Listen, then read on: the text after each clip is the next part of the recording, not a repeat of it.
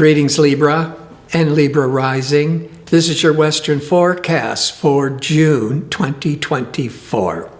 We're having 4 planets all lined up in Gemini, and Gemini is 9 signs past Libra. Gemini is also an air sign, very compatible with Libra, an air sign. So there's a major emphasis on the 9th house sector. The keywords of the 9th house, I like, my favorite one is long distance traveling, but it also points to higher education, publishing, marketing, sometimes the justice system, but there's positive energy if you're having to deal with any legal matters. And the big one is Jupiter, at the end of May, went into Gemini for 1 year to the first week of June 2025. Jupiter, it rules Sagittarius. Sagittarius is the 9th sign of the zodiac. So Jupiter, when it goes into Gemini for Libras, it's at home in the 9th house.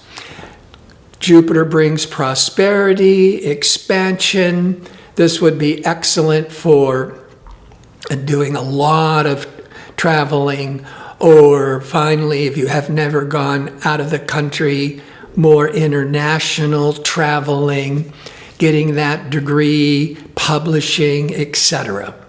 The last half of the month, then those planets in Gemini, Sun, Mercury, Venus, Jupiter's in Gemini, but the Sun, Mercury, Venus in Gemini will shift into Cancer, the next sign. So now it's putting an emphasis on the 10th house sector. The 10th house deals with career, deals with your social reputation, your career reputation. It deals with leadership and visibility. Now, before I start breaking all this down and how it can apply to you, if you enjoy these kinds of videos and would like to see more of them, click like and subscribe. And don't forget to click on the notification bell so you can receive the latest postings. And if you go into the description box underneath the video, you'll find direct links to book an astrology reading or to request my 2-question offer. All right. The first 3 weeks of every June, even from the end of May actually, the Sun transits Gemini, where the Sun is shining in your specific horoscope, but in general, for Libras in general, that Gemini Sun is spotlighting all these 9th house matters. Mercury is that planet of information, communication, curiosity, restlessness. And Mercury will be in Gemini the first 2 weeks. In fact, Mercury will be especially favorable and strong and confident because being in Gemini, Gemini is ruled by Mercury. Venus, the planet of cooperation and love and harmony, creativity, and it's a planet of finances. That Venus will also be from the last week of May through the first 2 weeks of June in the 9th house. Venus brings more appreciation and value, protection. Venus seeks pleasure, and when it's in the 9th house, many would be seeking to go on a long-distance vacation, and the Venus would bring all that enjoyment.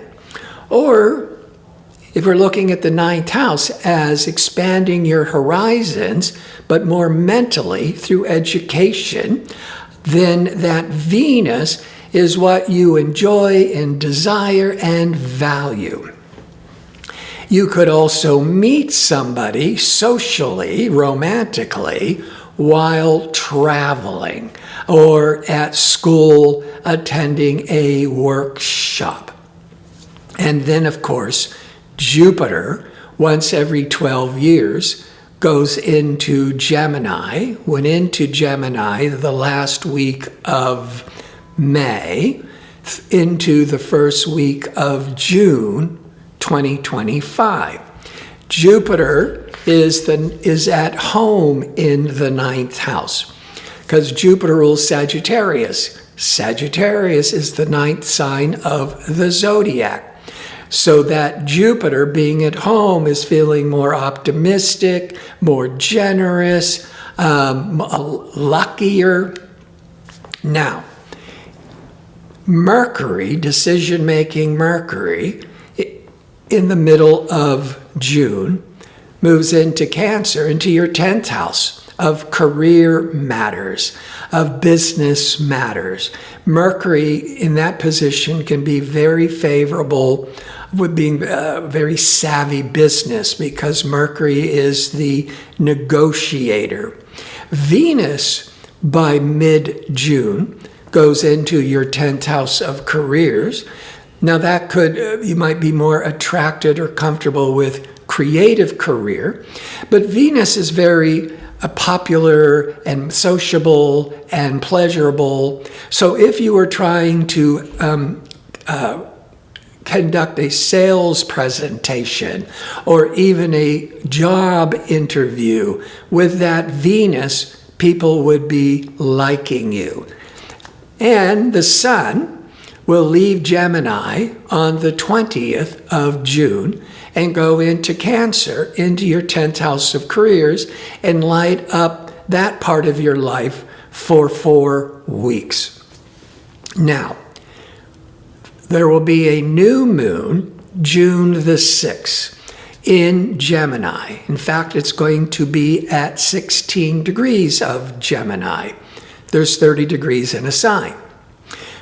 Creative, sociable, popular Venus will be at 16 degrees of Gemini on the day of the new moon. But Saturn, taskmaster, delaying, teaching Saturn, will be at 19 Pisces, forming a hard square, a 90-degree angle to the Venus. And being all part of the new moon, that's going to be a major theme for everybody. For Libra rising, we're looking at the new moon in the 9th house. But with Venus to Saturn, this could be about education. And maybe with Venus-Saturn, you're getting really serious, that Saturn, about making a commitment to go back to school. But the 9th house could also be publishing and marketing or setting up an online business, which would be the marketing, the publishing, and the 9th house, spreading information out to the world. But with the Venus-Saturn, it could be that you are really worried about the cost of going back to school, worried about the cost of doing all this marketing or setting up an online business. Will it work out? But as we go into the middle of the month, now the emphasis is on career. So with the 9th house and the 10th house emphasis, it's much more of a lot of career emphasis with the 9th house. So that's the publishing, the marketing. Now, there will be a full moon at 1 degree of Capricorn on June the 21st. And you'll be feeling the full moon maybe the day before, a day or two after, around the 21st. A full moon brings a lot of matters that's been hidden to the surface, or starts to really trigger a lot of reactions. This full moon is going to be in Capricorn in your 4th house. could put a spotlight on home and family or real estate. But the full moon will be opposite Mercury and Venus in the 10th house of career matters. The opposition is interacting, negotiation, especially with Mercury. There could be a lot of discussions. With Venus, you're finding harmony, compromise, really enjoying the whole process. Now, this could really focus on with career matters, but bringing in the 9th house. And the 9th house could be the marketing if you're trying to buy and sell real estate. Publishing, that could be with the 10th house of careers that you are trying to negotiate, especially around the full moon, a publishing contract or an educational contract to go back to school. And finally, Mars, ambitious, assertive Mars, had been in your 7th house of relationships every 2 years from May the 1st till June the 8th. And that could bring in a lot of hedonness, but also passion, but also wanting to clear the decks of any resentments and start fresh again. Mars in the 7th of relationship doesn't tend to break up relationships, but it can bring any arguments and tensions to the surface, but usually to clear the air. But on June the 8th, Mars moves into the 8th house to the 20th of July.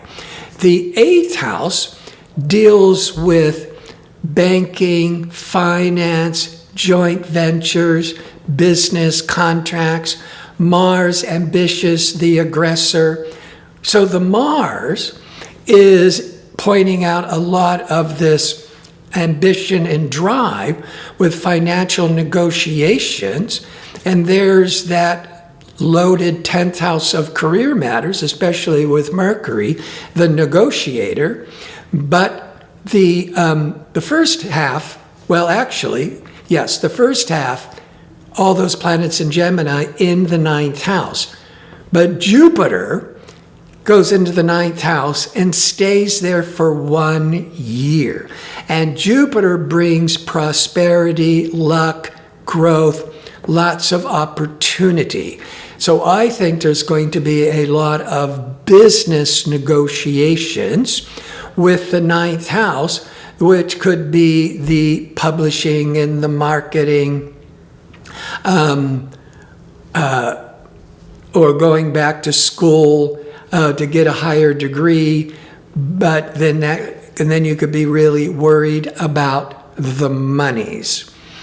Now, Venus is love and relationships. And Venus, for the first 2 weeks, is in the 9th house.